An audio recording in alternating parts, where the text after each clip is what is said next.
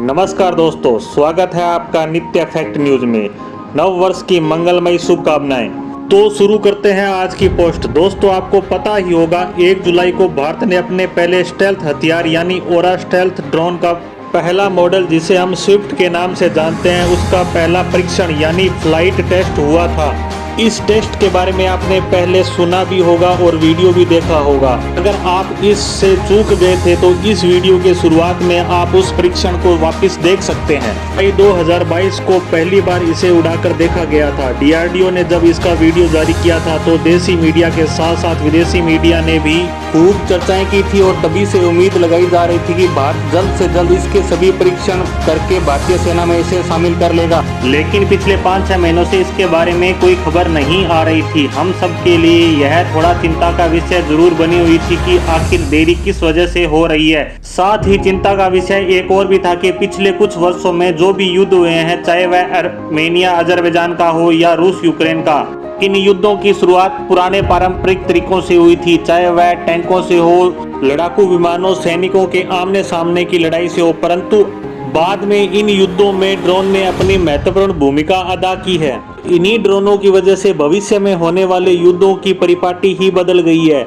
सभी देशों को समझ आ चुका है कि बिना ड्रोन के युद्ध जीतना तो क्या, लड़ना भी मुश्किल बात लगती है।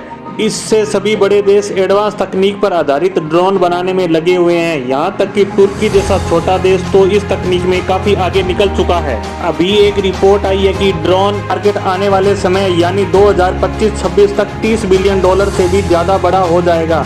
इससे आप समझ सकते हैं कि ड्रोन युद्ध क्षेत्र में तो महत्वपूर्ण है ही, बल्कि कमाई और व्यापार का भी एक बढ़िया जरिया बन चुका है। और यह तो सिर्फ एक शुरुआत है। इस समय भारत की स्थिति क्या है तो मैं आपको बता दूं, भारत इन सब में बहुत ज़्यादा पीछे है। हम यहाँ छोटे स्वान और आतंकघाती ड्रोनों की बात नहीं कर रहे हैं। यहाँ बात चल रही है बड़े ड्रोनों की, जो स्टेल्थ तकनीक के होते हैं, जो हथियार साथ ले जा सकते हैं।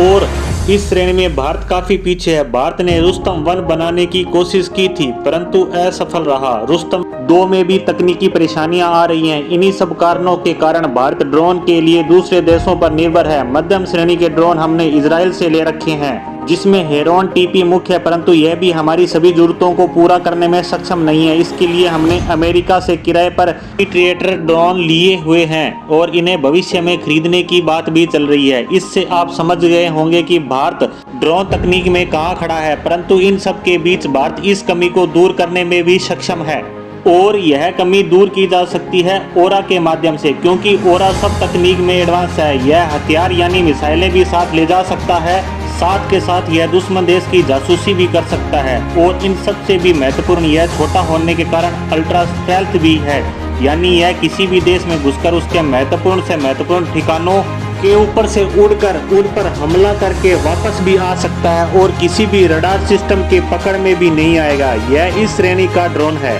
इसीलिए पिछले कुछ महीनों से इस पर खबर न आना चिंता का विषय बना हुआ था, परंतु अब इस पर खबर निकल कर आ रही है कि इस ड्रोन से संबंधित सभी टेक्नोलॉजी पर काम पूरा कर लिया गया है और वर्ष 2023 के अंतिम महीनों या वर्ष 2024 के शुरुआती महीनों में इसके फैब्रिकेशन का काम भी पूरा कर लिया जाएगा और इसके बाद ओरा का निर्माण कार्य शुरू हो जाएगा और ये जल्द ही भारतीय सेना को मिलने भी शुरू हो जाएंगे।